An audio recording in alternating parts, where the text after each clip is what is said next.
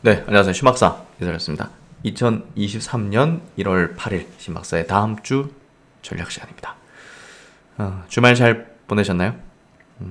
신년 첫 주가 지났습니다. 시장이 뭐 떨어졌다가 뭐 올라갔다가 하면서 철렁하게 좀 만들었는데요. 어쨌든 참 신년 초 뭔가 좀 우리가 원대한 어떤 목표, 계획 뭐 이런 것들 희망들을 가지고서 이제 시작하는 그런 주간입니다. 예, 그래도 어려운 어떤 경제 여건, 환경 속에서도 증시 안에서 뭔가 그 길을 찾고 또 뭔가 기회를 찾는 그런 어떤 시간들 같이 한번 만들어 보도록 하겠습니다. 이번 주 이제 주말에는 또 좋은 소식이 나왔죠. 예, 제목에도 담겨 있지만 알츠하이머 치료제 신약이 이제 조건부긴 하지만 이제 FDA 승인을 받는 성과를 냈습니다. 예, 정말 이건 우리가 주식을 떠나서라도 정말 약이 필요하고 약이 나와야만 하는 그런 분야이기도 합니다. 그래서 이 소식 좀 길게 제가 설명드리면서 국내 관련 수혜주들까지 같이 짚어드리는 시간 가질 거고요. 그리고 제가 주말에 또 설문조사 한 게 있죠. 예, 23년도 올해 또 가장 수익률 높게 나올 수 있는 그런 업종은 무엇일까? 여러분의 생각을 한번 여쭤봤습니다. 그 결과에 대해서도 한번 체크해드리는 시간 가져보면서 다음 주 전략 또 한번 세워보도록 하죠. 네, 미국장부터 마무리 정리해보도록 하죠. 지난 금요일 날 미국 시장 나스닥 기준으로 2.5% 상승했습니다. S&P 다우도 2%대 상승을 펼치면서 반등을 좀 만들어내는 흐름들 보여줬고요. 다우 같은 경우 장기평선 지지력을 좀 보여줬고 S&P 지수 중기평선 위로 좀 올라왔고 나스닥 지수 전저점 이탈 여부가 결정되는 어떤 이 불안하던 지점에서 양봉을 딱 뽑아냈습니다. 어쨌든 뭐 근본적인 어떤 돌아서는 이런 패턴까지는 아직은 좀 시기상조긴 하지만 어쨌든 뭐 상승은 반가운 일이죠. 일단 애플이 3.6% 상승하면서 애플이 최근에 계속 전저점을 깨는 어떤 흐름이 굉장히 좀 뭐 두려웠잖아요. 이 애플이 지금 가지고 있는 그 나스닥의 비중 자체가 10%가 약간 상회하는 정도다 보니까 결국은 10.5%네요. 결국은 애플의 하락은 뭐 나스닥을 완전히 끌어내리는 역할을 해주는 그런 무서운 어떤 종목이죠.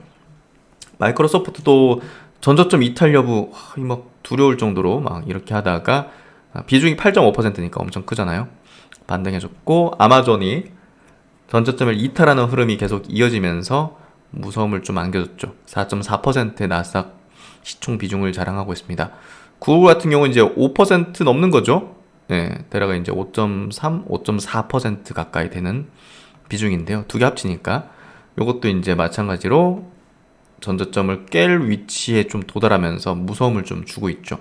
엔비디아는 조금 저점을 높이는 모습들, 테슬라는 뭐 그냥 처참할 정도의 흐름을 내고 있지만 이 부분은 거래량 늘리면서 저점대를 형성하려고 하는 지점이다. 그래서 테슬라의 어떤 비중은 많이 낮습니다. 1.8% 정도에 불과하죠. 예. 지수 미치는 영향도는 결국 애플과 마이크로소프트, 아마존, 구글 요 기업이 이제 굉장히 큰 비중을 차지하고 있다고 보시면 될 것 같고요. 5.4, 5.4, 10, 20, 거의 한 30. 그러니까 이제 구글까지가 거의 30% 비중이잖아요. 그렇죠? 예, 엄청나죠. 이 정도. 그래서 요 기업들, 그러니까 삼성전자 하이닉스의 비중 정도를 요 지금 보시면 하나, 둘, 셋, 넷, 다섯 개가 아니라 네 개 기업이 이제 하고 있는 겁니다. 예, 그러니까 어떤 정도의 그 영향도인지 어느 정도 좀 감이 오시죠. 예. 그리고 이제 메타 플랫폼스 페이스북은 최근에 좀 올라가는 추이를 좀 내고 있고 ASML 홀딩스는 장기 평선 지지를 받아냈고 이런 모습들을 보여주고 있습니다. TSMC 한번 볼까요? TSMC가 시총이 많이 내려와 있어요. 요거 막 1등, 막 2등 막 이렇게 했었는데 TSMC가 내려와서 중기 평선은 지지를 받아냈네요. 이렇게 좀 되고 있고 어쨌든 여기 바이오 기업들 많이 있죠. 헬스케어 업종. 예. 존슨앤존슨이 1등이네요. 와, 어마어마하네. 유나이티드 헬스케어 이건 좀 떨어지는 추이를 보였네요. P&G, 일라일리, 그리고 에브비, 머크, 헬스케어 업종의 이제 주요 기업들이 다 거의 다 신고가 분위기, 신고가 위치를 내고 있어요. 음, 완전히 그냥 지금 노보노디스크 이런 것도 이거 너무 차별화된 거 아닌가요? 이거 진짜 아니 볼 때마다 제가 여러분들한테 이런 뭐랄까 뭐라 한탄을 하는 건가요?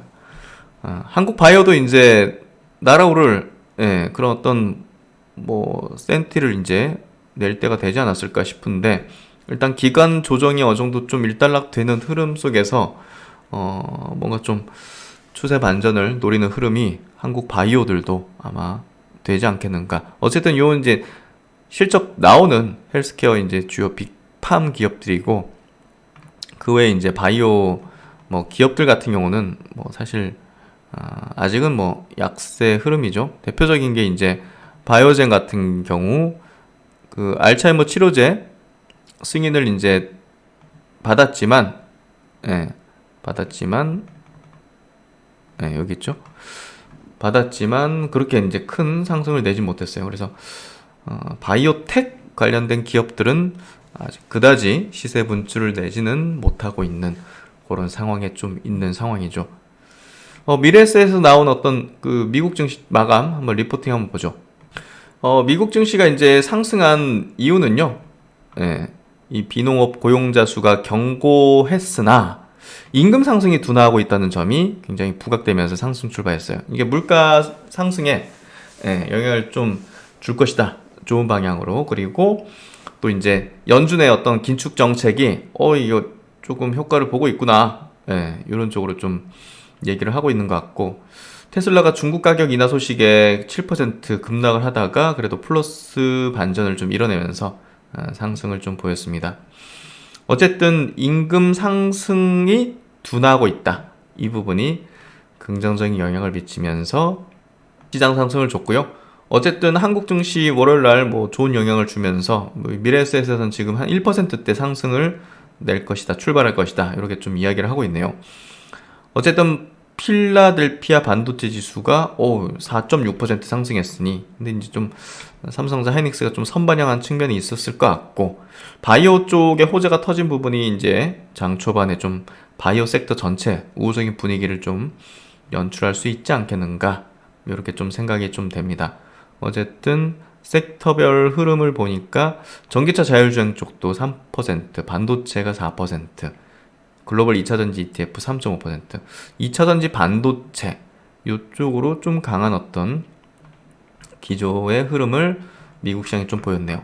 이런 영향권 하에서 시작하게 될 걸로 봅니다.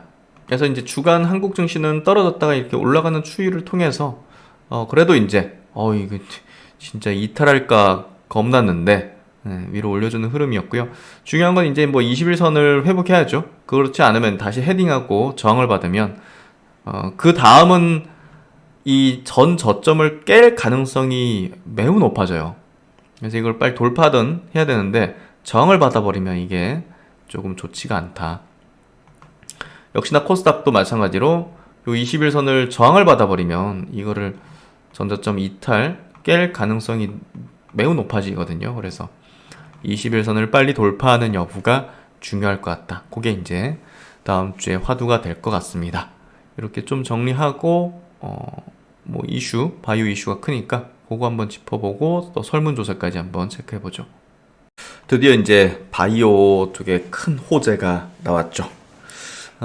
연초부터 이제 기대를 했던 거죠. 예, 일정이 잡혀 있었고 1월 6일 날 FDA의 이제 승인 여부가 이제 결정되는데 그 에자이, 일본의 에자이하고 또 이제 미국의 바이오젠이 공동 개발한 알츠하이머 이제 치료제 레카네밥이 드디어 이제 미국에서 FDA 승인을 받았습니다.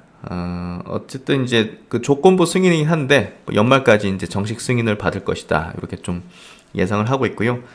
사실 가속 승인 신청 6개월 만에 이렇게 해줬다는 거는 FDA 측에서도 이 알츠하이머 신약이 너무나 절실히 필요하다는 것을 이야기하는 거고 국가적으로도 여러 가지 어떤 상황에서 이 약은 굉장한 필요성을 이제 느끼고 있다는 걸로 우리가 해석을 해야 될 것 같습니다. 제품명은 이제 레캄비고, 요 이제 이 한 달에 2번 이제 주입을 해야 됩니다. 그래서 가격적인 부분도 이제 중요한데요. 26,500불 연간, 연간 이제 26,500불로 이제 기존에 이제 FDA 승인을 받았던 아두헬름이 실패했잖아요. 실패했는데 이제 요거 이제 28,200불 정도였거든요, 연간. 요거보다는 이제 낮은 수준으로 이제 공급될 걸로 보여집니다. 어쨌든 보험 적용을 받기 위해서 이제 이렇게 좀 가격이 책정된 것 같은데요. 의견은 굉장히 좀 분분해요, 사실. 이게 정말 뭐랄까 근본적인 어떤 치료제일 것인가, 이 부분은 사실 논란과 여러 가지가 많은데, 뭐 사망자가 발생하면서 그것도 이제 굉장히 좀 우리가 우려했던 사안이기도 하죠. 그래서 이제 국내 기사 중에 하나 연합뉴스 거 가져왔는데요.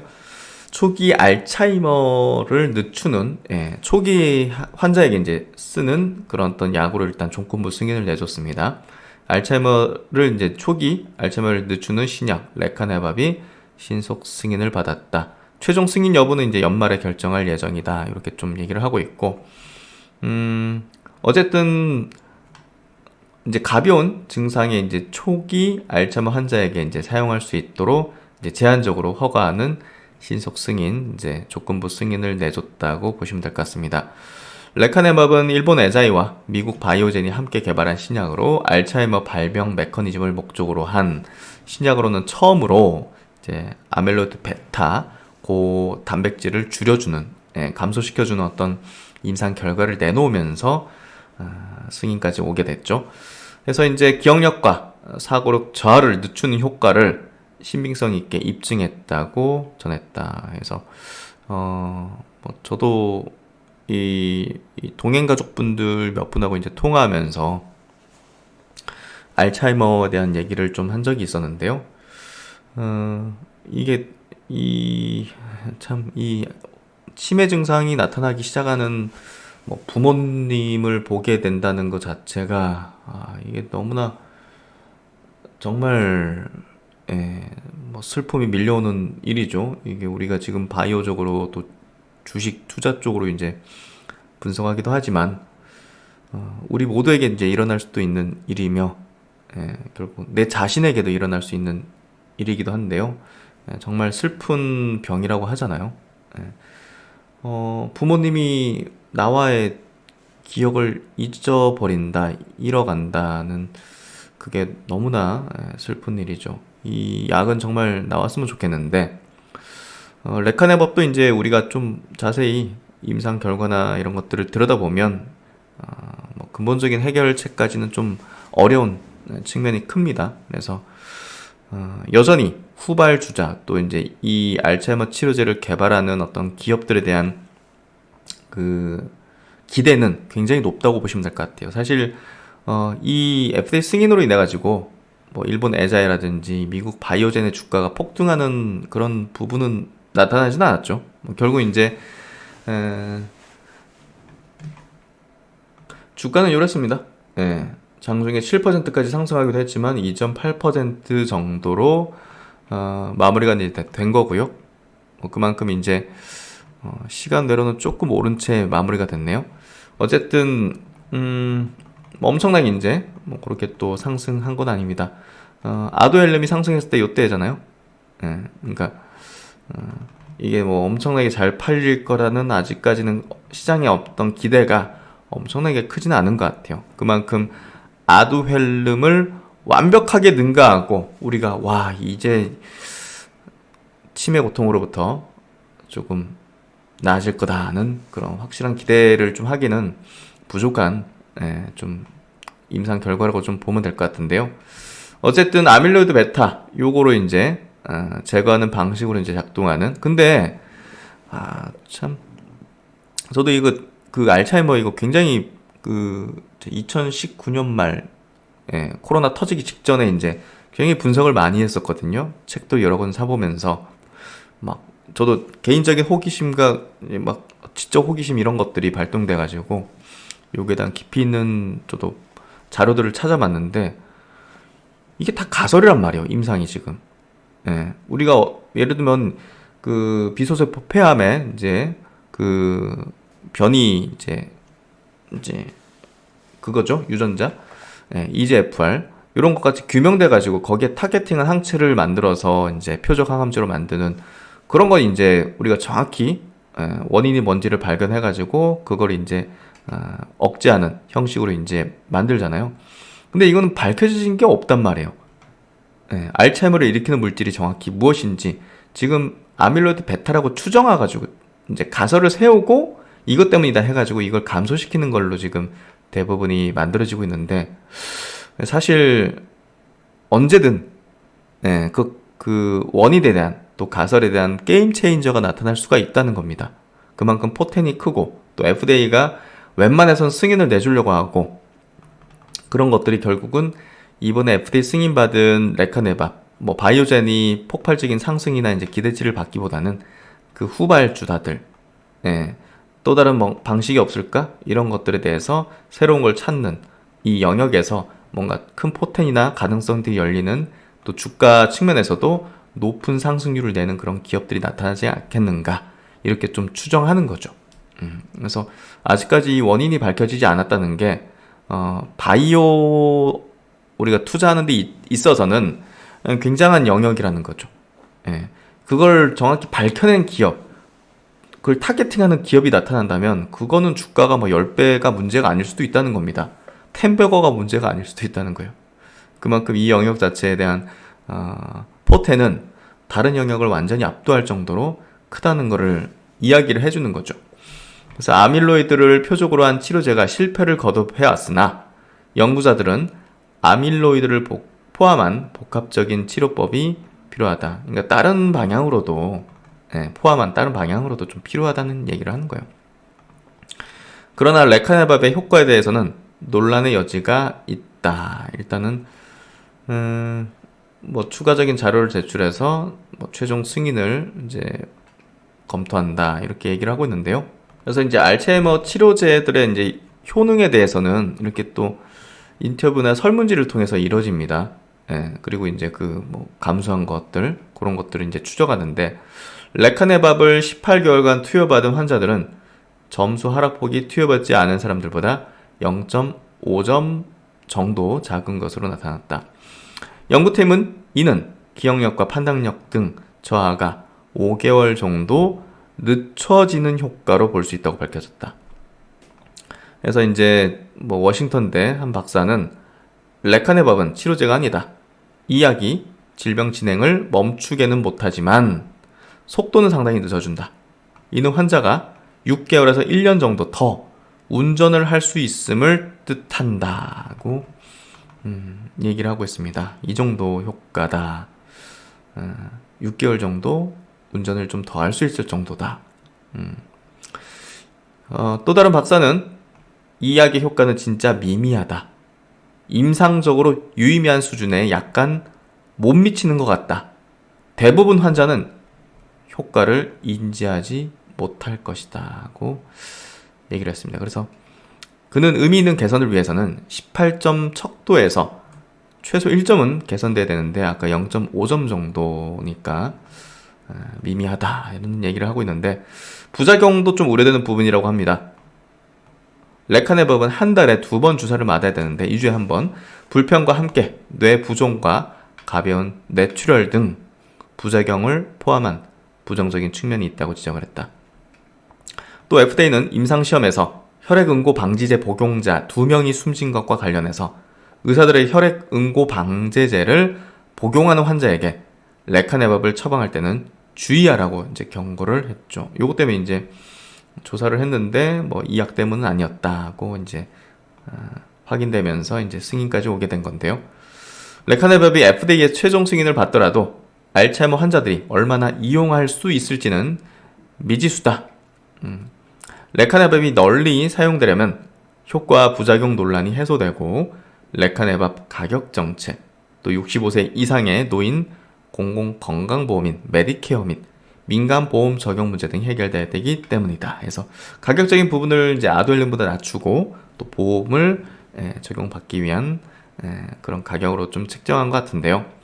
어쨌든 21년 아두헬름이 FDA 승인을 받았지만 이 약에 대한 메디케어 적용이 크게 제한되면서 효능이 없는데 뭐 이거를 보험을 이렇게 된 거죠. 미국 시장 판매가 어렵게 되자 마케팅 계획을 포기한 바 있죠. 그래서 주가가 완전 폭락했었는데 뭐 어떻게 될지 한번 두고 봐야 되겠지만 엄청난 퍼포먼스의 임상 결과는 아니라는 측면에서는 조금 기대를 너무 크게 가지기는 좀 부담이 있지 않을까. 그래도 FDA가 얼마나 지금 알츠하이머 치료제에 대한 어떤 그 미충족 수요가 있는지에 대해서는 확실히 시장에 알려줬고 문턱이 낮다는 걸 얘기해줬기 때문에 다른 알츠하이머 치료제 개발 업체들 또 기술을 갖고 있는 기업에 대해서는 뭐 국내 같은 경우는 뭐 에비엘 바이오 같은 기업에 대해 우리가 좀 주목도를 가질 필요가 있겠죠. 그런 어떤 흐름들. 그리고 이게 잘 팔리면 또 삼성 바이오로직스가 또 CMO 받을 수 있다는 기대감이 충분히 있죠. 그래서 그런 부분에서 국내는 또 그런 정도 기대감이 있을 수 있지만 어쨌든 임팩트 자체가 일단은 엄청나게 높지는 않다고 좀 봐야 될 것 같습니다. 그럼 이제 알츠하이머 관련해서 국내에 이제 주요한 어떤 기업들 우리가 관련주로 묶어서 조금 투자 전략을 세울 수 있는 그런 종목은 무엇일까? 키움증권에서 알츠하이머 관련해서 좋은 리포팅이 있어서 한번 소개시켜 드렸는데요. 작년 11월 달에 나온 리포팅이네요. 알츠하이머 치료제는 현재 5개뿐이다. 23년 추가 승인에 대한 기대감이 높아지고 있는 상황이고, 어쨌든 아두카누밥이 이제 21년 승인됐지만 시장 개화 또 활성화 이어지지 못한 것은 데이터 논란 또 보험급여를 받지 못한 약가 때문이다. 하지만 이제 바이오젠 같은 경우는 뭐 이런 어떤 알츠하이머 쪽에 대한 노하우들을 갖고 있어서 계속 도전할 거로 예상이 되는데요. 드디어 이제 레카네밥이 승인을 받은 거죠. 그리고 도나네밥 이제 릴리의 도나네밥도 상반기에 3상에 대한 결과 기대를 갖고 있는 부분이고요. 로슈의 이제 간테네누맙은 실패를 했죠. 그래서 이 실패해서 이제 뇌혈관 장벽 투과율이 좀 낮은 부분 이런 것들이 좀 얘기가 되고 있는데 결국은 이제 에이베일 바이오의 BBB 플랫폼이 결국은 기대감을 좀 가지는 포인트가 되지 않겠는가. 어쨌든 그 아멜로이드 베타 항체 치료제 이 부분에 대부분 이제 임상들이 이제 포커스를 갖고 있는데요. 어쨌든 뭐 아세트콜린이라든지 뭐 글루타메이트 결합해서 NMDA 수용체를 억제하는 기전의 메만틴 이런 것들은 일단은 뭐 효능이 낮거나 다시 또 복용전 상태로 돌아가는 이런 부분 때문에 근본적인 해결책이 못 되고 있는 상황에서 약이 없는 상황에 지금 그냥 있는 상태죠. 그래서 레카네밥 같은 경우는 대규모 3상으로 통계적인 유의한 임상적인 감소를 확인했고 아밀로이드 가설을 확증한 최초의 대규모 임상 3상 시험 성공 물질이라는 점에서 이제 의미가 있는 거죠. 그래서 이런 부분들이 그동안 없었던 거고 결국은 치매 등급 질문지 이런 겁니다. 이런 것들 이런 걸로 이제 오늘은 며칠입니까? 무슨 요일입니까? 몇 월입니까? 뭐 이런 것들 이런 것들을 이제 설문을 하는 걸로 보시면 될 것 같고 그래서 이제 단계별로 어떤 특징이다 이런 걸로 점수를 매겨가지고 임상적 효능에 대해서 이제 확인한다고 보시면 될 것 같습니다. 일단은 편의성은 좀 떨어지는데요. 아까 말씀드렸듯이 이제 2주마다 정맥 주사를 해야 됩니다. 그래서 경구제 대비해서도 좀 편의성이 떨어지는 부분들. 그래서 향후 레카네밥의 이제 SC 제형 일상 중이라는 측면들. 그래서 제형 변경을 이제 추구하게 될 것이라는 점. 그래서 중요한 건 이제 조금 우리가 봐야 될 거는 릴리 이제 도나베밥 상반기에 3상 결과. 그러니까 알츠하이머 쪽으로 계속적으로 이제 이벤트들이 있습니다. 그래서 이쪽은 계속 화두가 바이오 섹터 내에서도 이제 화두가 될 걸로 보시면 될 것 같고 일단은 그 에이벨 바이오가 그 이제 중요한 어떤 또 기대치를 받을 수 있는 이제 업체인데요. 항체의 약 0.03%만이 뇌혈관 장벽을 투과한다고 알려져 있습니다. 우리 뇌는 정말 이제 이렇게 또 덩치가 큰 어떤 물질들이나 이런 것들을 그 투과 안 시켜주죠. 좀 신비로운 어떤 영역인 것 같은데요. 그래서 이 항체 같은 경우도 이제 그 크기가 물질 크게 큰 걸로 알려졌잖아요. 그래서 BBB 이제 뇌혈관을 투과하지 대부분 못하는 걸로 알려져 있고, BBB 투과율이 낮아서 높은 용량을 투여를 해야 되기 때문에 그만큼의 또 부작용의 이슈가 상존한다는 점이 우리가 해결해야 되는 그런 어떤 극복해야 되는 어떤 점이라고 보면 될 것 같은데요. 그 에이벨 바이오가 이제 그랩바디 B 이제 플랫폼 적용한 이제 아누카누밥 후보 물질은 기존 아누카누밥 대비 8에서 10배 투과도 향상을 보였다는 점을 이제 알려져 있기 때문에 대안이 될 수 있다는 가능성을 열어두고 있고요. 그래서 이제 에이벨 바이오 같은 경우가 이제 가지고 있는 플랫폼이 중요하다는 것을 이제 알 수가 있는 거죠, 결국은. 그래서 로슈나 디날리 같은 이런 어떤 알츠하이머 치료제 임상 개발 기업들이 다 뭐 이중항체 BBB 플랫폼 같은 것들을 보유하거나 적용해서 임상을 진행할 예정이고 진행하고 있는 상황인 거죠. 그래서 더 나은 BBB 플랫폼, 뇌혈관을 투과할 수 있는 그런 플랫폼을 필요로 하고 있다는 겁니다. 그래서 에이벨 바이오가 사노피하고 대규모 기술 이전하면서 이 이중항체 플랫폼에 대한 그 신뢰도를 많이 높였고 다른 빅팜들도 상당히 기대를 하고 있을 가능성이 높은데요. 알츠하이머 분야에서 릴리, 로슈, 바이오젠의 높아질 경쟁은 차별성과 경쟁력을 갖춘 플랫폼의 도입 수요 상승으로 이어질 것이다고 이야기를 하고 있습니다. 그래서 이제 이렇게 뭐 레카네밥도 그렇고 도나네밥도 뭐 이런 것도 뭐 승인 같은 것들이 되면 필요한 항체 캐파 자체가 굉장히 클 수밖에 없는 거죠. 이게 대규모로 이제 팔릴 수 있는 여지가 있으니까 약 31만 리터가 이제 필요한 항체 캐파라고 이렇게 키움중에서 얘기하고 있는데요. 삼성 바이오로직스 기준으로 3공장이 약 2개가 필요할 정도라고 합니다. 그래서 이제 이런 어떤 새로운 제품들이 승인을 받게 되면 전 세계에서 그걸 생산할 공장이 더 필요해지잖아요. 그러니까 삼성 바이오로직스 입장에서는 어느 정도는 수주를 받을 가능성이 굉장히 높은 거죠. 그래서 보시면 바이오젠은 이 아두카누밥 생산을 위해서 스위스 제조 시설을 확장 가동한 바 있고 이번 레카네밥 원료 또한 스위스 공장에서 생산할 것으로 밝혀 있고요. 또 스위스 공장을 또 이제 투자를 늘려서 더 제조 시설을 확보를 했네요. 삼성 바이오로직스는 레카네밥에 세컨 벤더 CMO 수주를 받을 가능성이 높고 도나네맙도 항체이기 때문에 당연히 이제 삼성 바이오로직스 고객사이면서 또 CMO 받을 가능성이 있다는 거죠. 그래서 어디 둘러봐도 이제 막 당장 막 공장 캐파가 여유롭게 있거나 대규모로 이렇게 할 수 있는 데가 많이 눈에 띄진 않기 때문에 삼성 바이오로직스가 상당히 유리한 어떤 위치에는 있을 걸로 예상이 좀 되고 있습니다. 그리고 이제 진단 쪽이죠. 이제 진단도 이제 당연히 더 많은 어떤 부분들이 필요할 텐데, 피플 바이오가 지금 국내에서는 가장 기대가 되고 있고, 또 신의료 기술을 인정받으면서, 매출을 내고 있는 상태에 있죠.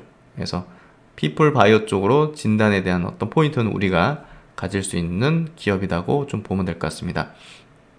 계속적으로 이제 이 알츠하이머 관련된 신약들이 FDA 승인을 이제 문턱이 낮으니까 받을 건데요. 거기에 따라서 진단에 대한 수요도 상당히 높아질 것이고, 또 이제 혈액 생검 솔루션들 막 이런 것들에서 사이토젠 같은 기업들도 사실상 지금 암에 좀 집중돼 있지만 이런 부분으로 확장될 여지가 크지 않을까 이렇게 좀 생각이 됩니다.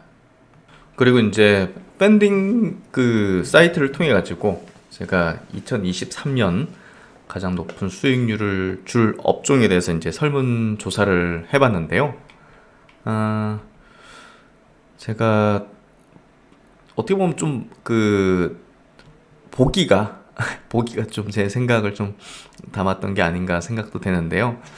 어쨌든 제가 이제 계속 강조드린 올해 주목하고 또 높은 수익을 낼 수 있는 업종으로는 뭐 제약바이오를 이제 꼽아드렸었고, 또 2차전지가 또 차기 강세장의 주도 업종이 될 공산이 높고, 또 반도체 업종은 또 이제 시클리컬하게 또 턴을 할 수 있는 가능성이 있는 올해다.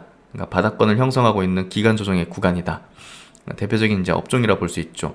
그 외에도 이제 방산 업종도 성장 이제 업종으로 이제 올라서는 흐름이 전개되고 있고, 반면에 이제 가장 낮은 어떤 이렇게 퍼센트가 나왔네요. 미국 빅테크. 그러니까 이제 뭐 아마존, MS 여러 가지 애플부터 해가지고 이제 이런 기업들이죠. 구글이라든지 넷플릭스 이런 기업들 같은 경우는 이제 조정 구간에 좀 돌입한다고 봐야죠, 사실. 그래서 나스닥이 가장 낮은 어떤 주가 흐름을 보이고 있고, 또 해당 기업들이 이제 성장률이 낮아졌잖아요. 예, 낮았다는 건 주가 이제 상승률 자체가 과거 대비해서는 확실히 떨어질 수밖에 없고, 예, 그런 부분에서 개인적으로 좀 미국 빅테크 주요 기업들이 그다지 매력적인 투자 대안이 되기는 어렵다고 봅니다. 네이버, 카카오도 마찬가지가 되겠죠. 비슷한 어떤 부류라고 좀 봐야 될 것 같고, 광고 기반 뭐 여러 가지. 그리고 이제 비트코인 같은 경우는, 그리고 이제 비트코인도 한번 이제 대안으로서 이제 투자 대안으로서 넣어봤고, 콘텐츠 엔터도 이제 연말 연초 각광받는 그런 어떤 업종이 되고 있죠. 또 테슬라 같은 경우는 제가 스트롱 바이 의견 쪽 드렸고, 또 셀트론에 대해서는 이제 그런 어떤 영상을 최근에 좀 올려드렸습니다. 그래서 뭐 지금 보시면 보기가 뭐 일단 제약바이오, 또 셀트론 그룹에서 50%가 넘는 수준이네요. 그 다음에 이제 2차전지 쪽. 그래서 제약바이오 2차전지 좀 중심의 어떤 전략이 뭐 가장 유망하지 않을까. 뭐 제 생각하고 좀 일치되는 또 이렇게 또 설문조사 결과가 좀 나왔습니다. 반도체도 이제 당연히 바닥을 다지려는 어떤 움직임들이 올해 상당히 좀 펼쳐지지 않을까 생각이 되는데요. 이런 부분들 업종별 차트 한번 흐름 볼까요? 먼저 이제 KLX 헬스케어 업종 지수 차트 흐름입니다. 굉장히 많이 내려와 있는 상태예요. 지금이 바닥이다 뭐 이런 얘기보다는 지금은 매도할 자리냐 매수할 자리냐 이걸 우리가 질문을 던진다면 매수할 자리라는 점은 저는 명확할 거라고 봅니다. 그래서 주봉으로 좀 바꿔봐도 장기 추세선을 이탈하는 흐름 속에서 조정 기간은 이어질 수 있어요. 하지만 우리가 매수하는 자리냐 매도하는 자리냐 해서 매수하는 자리다 라고 좀 얘기할 수 있는 그런 위치가 아닐까 생각이 되고요. KLX 2차전지 업종지수가 최근에 12월 달에 가장 많이 내려온 주요 성장 업종인데요. 그럼에도 불구하고 이전 저점을 붕괴는 하지는 않고 있잖아요. 이런 부분에서 다시금 살 자리냐 팔 자리냐 이거를 얘기한다면 당연히 살 자리다 하고 얘기할 수 있을 겁니다. 당연히 이제 바이오도 그렇지만 2차전지도 엄청난 고성장을 내는 주요한 어떤 업종으로 자리매김할 거는 당연하죠. 뭐 경기가 좀 안 좋아져서 뭐 좀 덜 팔리고 일시적으로는 좀 덜 팔릴 수도 있겠지만 전기차가 뭐 그럼에도 불구하고 성장에 대한 이견은 없다고 봐야 되겠죠. KLX 반도체 업종도 최근에 근데 이제 이탈을 했잖아요. 저점을. 예. 그래서 사실 상대적으로 확신을 가질 수 있는 그런 아직까지는 시점까지는 아닙니다. 그러니까 확신 가진다는 게 이게 이제 시클리컬하니까 메모리가 그게 언제 이제 확실히 돌아설지 여부 자체는 우리가 좀 지켜봐야 되는 어떤 문제가 될 거라고 봅니다. KLX 이제 또 IT 소프트웨어 쪽도 11월부터 해가지고 조금 평행선을 그리고 있는데요. 어쨌든 미국 빅테크가 조정받는 구간에서 조금 세게 주도 업종으로 올라서기는 쉽지는 않을 거라 봅니다. 그래서 그 정도. 또 이제 그 코스닥의 제약 업종 지수인데요. 최근에 거래량이 늘어나는 게 좀 의미심장하다는 얘기를 드렸죠. 이것도 살 자리냐 팔 자리냐 라는 얘기를 할 때는 사야 되는 자리 지금 팔 자리가 아니다. 얘기를 드릴 수 있을 것 같습니다. 어쨌든 저점을 높이는 어떤 패턴들이 전개되고 있다는 것을 주목해 봐야 되지 않을까 싶습니다. 그래서 이제 다음 주는 출발이 우리가 좀 기대할 포인트들이 좀 이렇게 있죠. 그래서 어쨌든 뭐 주 초반은 기대감을 가지지만 서두에도 말씀드렸던 대로 국내 증시의 양대 지수의 21선의 빠른 탈환과 돌파 여부가 중요할 것 같습니다. 거기서 저항을 받아버리면 전저점 깨는 방향으로 갈 가능성이 매우 높아진다는 게 우리가 좀 체크해야 될 포인트가 될 것 같은데요. 어쨌든 다음 주 좀 기대를 하면서 한번 열어보도록 하죠. 네, 주말 마무리 잘 하시고요. 심학상 또 다음 주에 마감 영상에서 뵙도록 하겠습니다. 감사합니다.